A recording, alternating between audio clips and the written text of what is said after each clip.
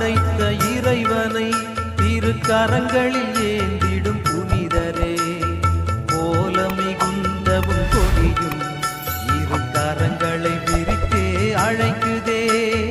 வானிலே அசைந்து ஆட என் தேனியும் சிலிர்த்து மகிழ